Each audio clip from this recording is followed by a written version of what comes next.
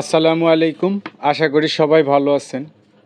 এটা টিপি লিঙ্কের একটা রাউটার এক ভাই নিয়ে আসছে রিপেয়ার করার জন্য। এটা পাওয়ার আসে না, তো ভাই সাথে একটা চার্জারও নিয়ে আসছে, আপনাদের দেখাই। এটা ঘটনাক্রমে হুয়াওয়ের একটা চার্জার, কিন্তু এটা 12 ভোল্টের। রাউটারটা চলে 9 ভোল্টে। উনি বলতেছে যে এটা দিয়ে নাকি উনি এটা চালাইতো, তবে 12 ভোল্টের রাউটারে প্লাগ ইন করলে এটা কিন্তু নষ্ট হয়ে যাওয়ার কথা। তো যাই হোক, তারপরেও আমরা আসলে চার্জারটা চেক করে এটার আউটপুট ভোল্টেজটা একবার একটু দেখে নিব যে আসলে এটাতে কত ভোল্ট আউটপুট হয়। হ্যাঁ, এটাতে 12 আউটপুট হচ্ছে, তার মানে এটা 12 ভোল্টেরই একটা চার্জার। তো এটা নাকি বজ্রপাতে নষ্ট হয়েছে। তো বজ্রপাতে আসলে রাউটারের কি অবস্থা হয়, এগুলো ঠিক হয় কি না, আজকের ভিডিওটা দেখলে যাদের বজ্রপাতে রাউটার নষ্ট হয়েছে তাদের ভালো একটা ধারণা হয়ে যাওয়ার কথা হবে আশা করতেছি। কারণ আজকের ভিডিওতে যেহেতু এটা বজ্রপাতে নষ্ট হওয়া রাউটার, এটা ঠিক করার চেষ্টা করব। আর বজ্রপাতে নষ্ট হলে রাউটারের আরও যেসব খুঁটিনাটি বিষয় থাকে এগুলো আপনাদের সাথে শেয়ার করব। আশা করি শেষ পর্যন্ত পাশেই থাকবেন। এটা মাদারবোর্ডটা যদি আমরা উঠায় নিই, সর্বনাশ। তার মানে এটার পিছনে যে কেবলের যে কানেকশনগুলো থাকে, ওয়ানের লাইনে, এরপরে এই পাশে যে আউটের যে কানেকশন থাকে, একেবারে পুইরা গেছে। দেখা মনে হইতেছে যে ভিতরে কেউ আগুন লাগাই দিছে। যদিও এটা বজ্রপাতেই নষ্ট হয়েছে। এটা স্পার্ক কইরা বিভিন্ন কানেক্টর পয়েন্টগুলো নিচে বডি তেমনভাবে পুড়ছে, স্পার্ক করছে যে নিচের যে বডি আছে এখানেও কিন্তু পুইরা প্লাস্টিকটা কালো হয়ে গেছে। বজ্রপাতে আসলে হয় কি, বজ্রপাত রাউটারে দুইভাবে আসতে পারে। এক হইছে যে কোনো কারণে আপনার যে বিদ্যুতের লাইন আসছে রাউটারে সংযোগ হয়েছে, বিদ্যুতের তারের আশেপাশে বা উপরে যদি কোথাও বজ্রপাত হয়। আরেকটা হচ্ছে যে ইন্টারনেটের যে কেবল ঢুকছে এটাতে যদি বজ্রপাত হয় তাহলেও আপনার রাউটার নষ্ট হইতে পারে। তার মানে ইন্টারনেটের কেবলের কানেকশন যেভাবে আপনার রাউটার পর্যন্ত আসছে, ওই কেবলের আশেপাশে যদি কোথাও বজ্রপাত হয় তাহলেও রাউটার নষ্ট হইতে পারে। আবার বিদ্যুতের কেবলের আশেপাশে বজ্রপাত হলেও রাউটার নষ্ট হইতে পারে। তো এটা যেহেতু 9 ভোল্টের চার্জার, আমরা এক্সট্রা এটাতে 9 ভোল্ট কানেক্ট দিয়ে দিলাম। কানেক্ট দিয়ে দেখবো যে আমরা এটা পাওয়ার আসে কিনা। না, এটা কোনো লাইট জ্বলতেছে না, পাওয়ারও আসতেছে না। অবশ্য না আসারই কথা, কারণ বজ্রপাতে প্রায় অনেক সময় হাজার হাজার ভোল্টও ইনপুট হয়ে যায় বিভিন্ন ডিভাইসে, ভিতরে একেবারে পুরো সব ছাই হয়ে যায়। তো এত ভোল্টেজ ইনপুট হওয়ার পরে আসলে ইলেকট্রনিক্সের ডিভাইস ভালো থাকে না। আমরা যদি ভোল্টেজটা দেখে নিই যে শর্ট আছে কিনা, ড্রপ করছে কিনা। না, এটা ড্রপ করে নাই, 8.88 ভোল্ট দেখাচ্ছে, মানে 9 ভোল্টের চেয়ে একটু কম আর কি। কোনো কম্পোনেন্টও গরম হইতেছে না। আমরা পাওয়ার আইসির আউটপুট ভোল্টেজটা দেখবো। এটাতে 9 ভোল্ট ইনপুট হবে এবং 3.3 ভোল্ট আউটপুট হয়ে ওইটাতে দিয়ে ওই ভোল্টেজটা দিয়েই কিন্তু রাউটারের মাদারবোর্ডটা রান করবে।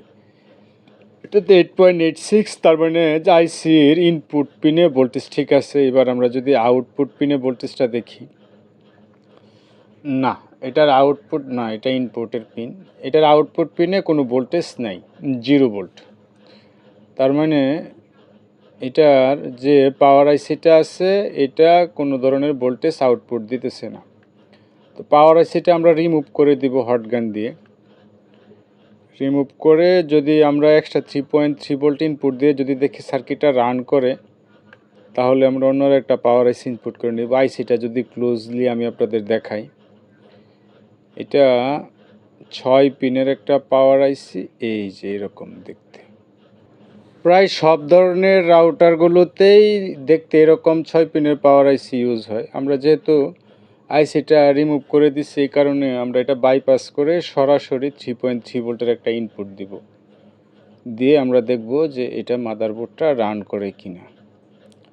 যদি রান করে তাহলে না, এটার যে ইয়াটা আছে, প্রসেসরটা আছে, এটা প্রচণ্ড রকমের গরম হয়ে যাচ্ছে।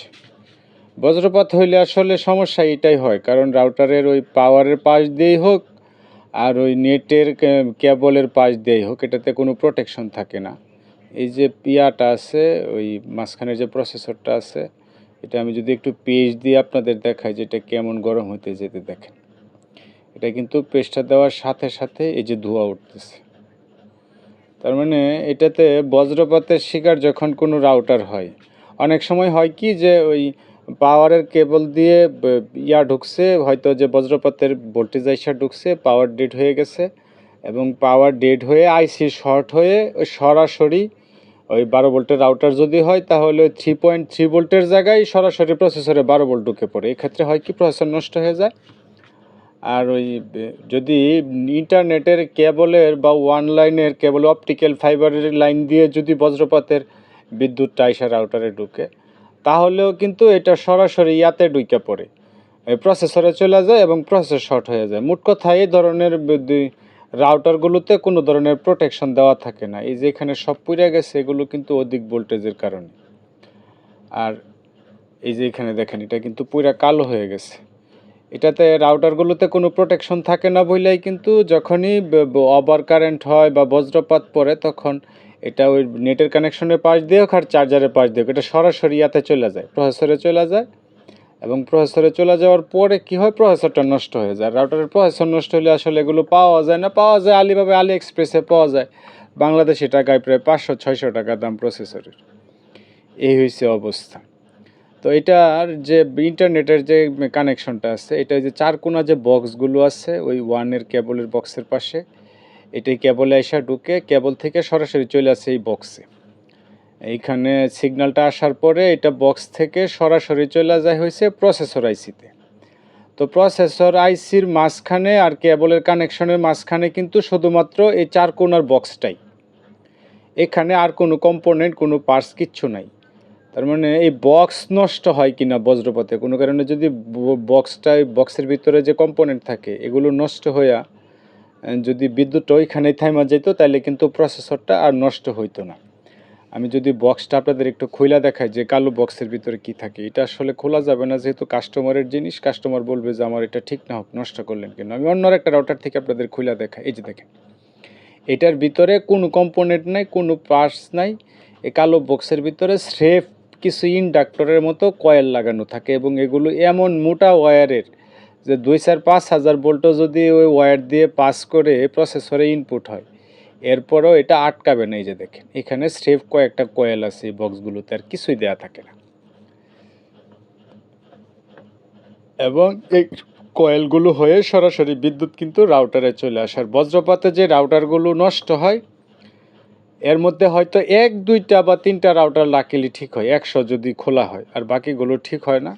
এই কারণে বজ্রপাতে যদি কারো রাউটার নষ্ট হয়, এটা আসলে ঠিক করার বা রিপেয়ার করার চিন্তা আপনাদের বাদ দেওয়াই বুদ্ধিমানের কাজ হবে। আর রাউটার রিপেয়ার করার জন্য আসলে কেউ রিকোয়েস্ট করবেন না, কারণ আমার এখান থেকে কুরিয়ার অফিসে যে রাউটার রিসিভ করা, আবার এটা রিপেয়ার করে পাঠানো বেশ কষ্টসাধ্য একটা ব্যাপার। ভালো থাকবেন সবাই।